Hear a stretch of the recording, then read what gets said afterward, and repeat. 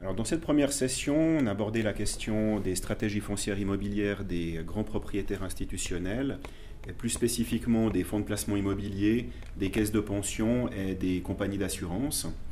Et dans ce cadre-là, nous avons défini les deux principales modalités d'investissement de ces acteurs, à la fois l'investissement immobilier direct et d'autre part l'investissement immobilier indirect.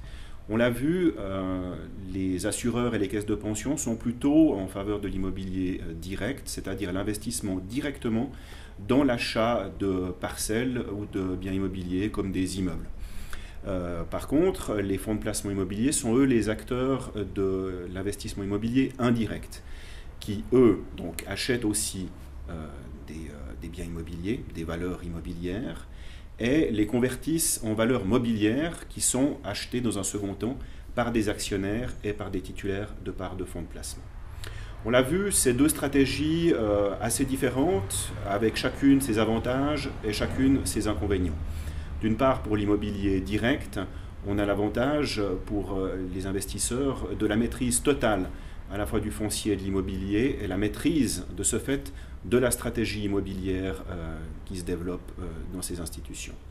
Pour l'immobilier indirect, par contre, on constate que ce qui retient certains investisseurs, c'est l'impossibilité d'influer ou la faible possibilité d'influer sur le développement d'une stratégie.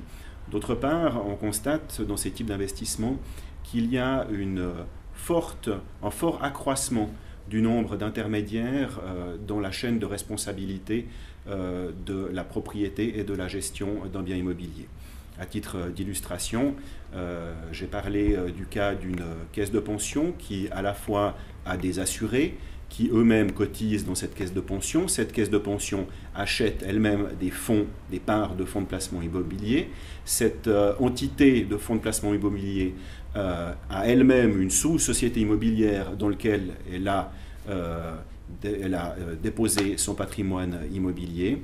Et enfin, ce patrimoine immobilier est géré par une gérance professionnelle, qui est le gestionnaire de ce bien immobilier, et qui au final est loué par le locataire.